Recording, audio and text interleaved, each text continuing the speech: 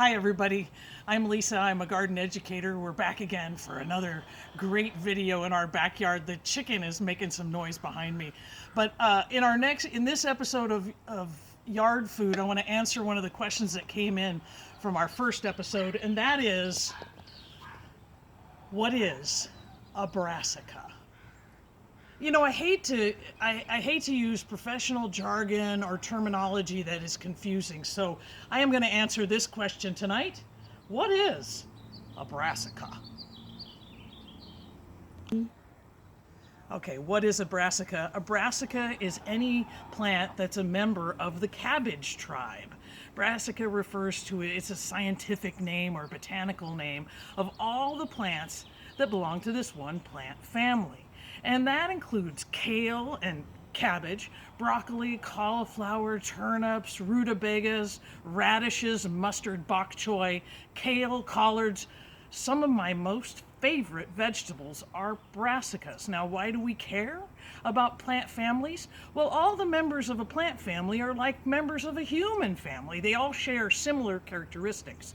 So if we know how to grow one, we know a lot about growing all the rest of the members of the family. We also might know how to cook and eat all those members of the family because they have similar tastes. Brassicas are cool season crops, so they're ones that we love to grow, and they grow easily and well here in the maritime Northwest. Here's some information about cool season crops. These are actually, brassicas are things we can grow now in the early spring and then again in the fall, so we can get a 2-for-1. They're cool season crops, which means they need the atmospheric or air temperature to be between 40 and 60 degrees Fahrenheit, which means the soil needs to be about 45 to 55 degrees Fahrenheit. Almost all vegetables like fertile, well-drained soil. They need full sun, but brassicas can tolerate some shade. What we love about the brassica is that it is hardy, which means it can stand the cold, and it's hardy down to 20 and some brassicas even to 10 degrees Fahrenheit. So if you want to go and do some searching and find other members of the brassica family, often you'll see it written like this: capital B and then another name. This is broccoli rabe. Brassica rapa would be broccoli rabe.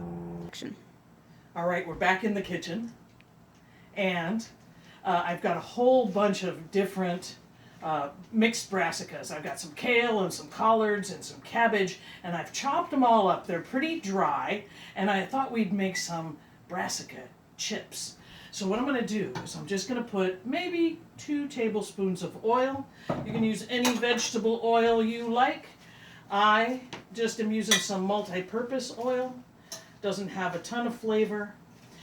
I'm going to go ahead and mix these around a little bit, and then I'm going to spread them out evenly on my tray. I want to let them have plenty of space on the tray because I want them to cook until they're dried out and crispy. All right, I'm going to just put a pinch of salt on them. Not too much. A little bit goes a long way. I've got my oven already preheated at 350. I'm going to stick these in. Check them after about 12 minutes. All right, so it's been 12 minutes. I'm going to give these a check. So what I'm looking for is that they're drying out.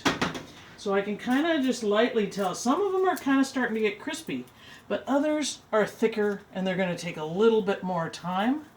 So I might spread a few more out, but we're getting there. What I'm going to do is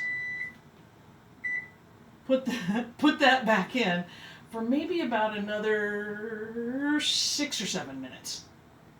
All right, it's been about 6 minutes, and I'm going to check them. Oh yeah, those are nice and crispy.